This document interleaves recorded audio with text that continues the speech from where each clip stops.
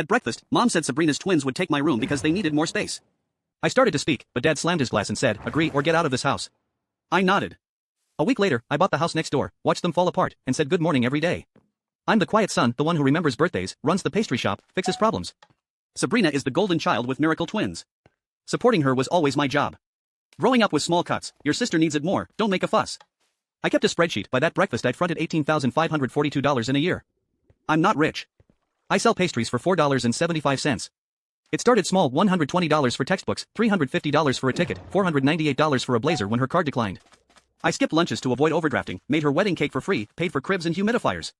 2 months before the twins, Dad said I'd handle contractors, $42,000, they'd pay me back when things even out.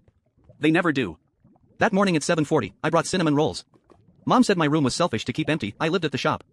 Dad slammed his glass again. Agree or get out. I nodded. A week later at Sunday lunch, Dad said, "You'll write the $42,000 check." Mom added Sabrina moved in that week, my things could be tossed. Sabrina asked for $600 for daycare. I said, I can't. I repeated, I can't pay, can't move my things, can't do this anymore. Mom said we all sacrifice. I said I'd sacrificed $18,542 since last May, plus cakes, deliveries, midnight calls, and when I asked to keep my room, they told me to leave. Dad asked if I was keeping score. You were already keeping it for me. Sabrina said it was about the room. I said it was about boundaries. I wouldn't fund the remodel or daycare.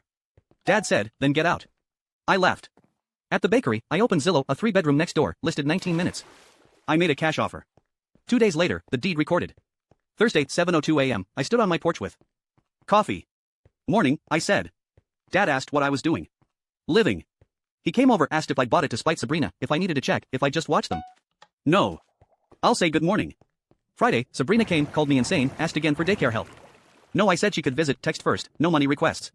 That weekend, 67 missed calls, Mom crying, Dad disappointed. Every morning I lifted my mug, good morning. Silence at first. Then anger turned to guilt, then quiet. Weeks later, Sabrina stopped at the lawn edge. You're really not mad? I was. Now I'm done. It was always personal, you just didn't have to feel it. She said the twins laugh when they hear me outside. I told her to say hi.